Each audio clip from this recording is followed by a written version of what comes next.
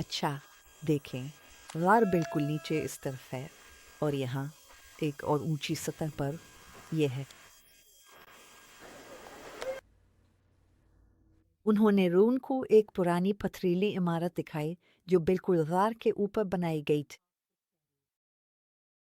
غار سے نکلنے والا ہوا کا سوراخ اسی میں کھلتا تھا۔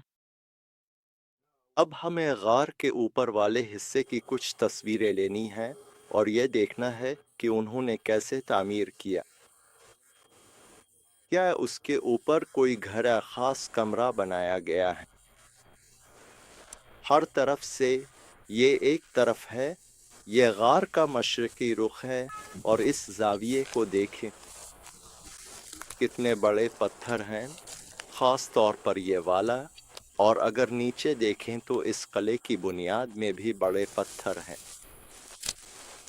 اب ہم دوسری طرف سے جائیں گے تاکہ دیکھ سکیں یہ کیسے بنائے گئے۔ یہ جدید ہیں، یہ قدیم نہیں ہیں کیونکہ ہمارے آباء و اجداد نے انہیں اس وقت بنایا جب وہ اس زمین میں رہتے تھے۔ یہاں یہ سب چھوٹے باڑے ٹھیک ہے، ہاں، چھوٹی باڑیں جدید ہیں۔ ٹھیک ہے، قدیم اور جدید کی بناوٹ میں فرق واضح ہے۔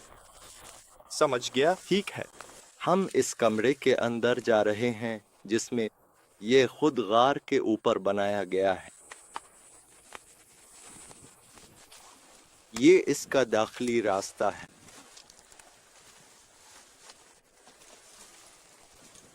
اور یہ کمرہ آ رہا ہے۔ یہ وہ کمرہ ہے جس میں ہمارے آباء و اجداد رہتے تھے، گرمیوں میں اس کمرے میں قبریں بنانے اور انہیں اٹھانے کے لیے۔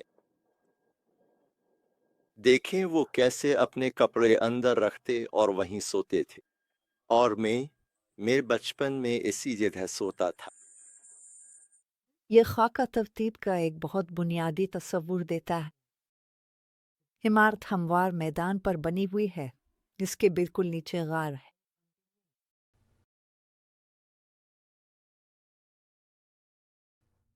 ایسا لگتا ہے کہ اوپر والے حصے سے غار کے داخلی راستے تک سیڑھیاں بنی ہوئی تھی۔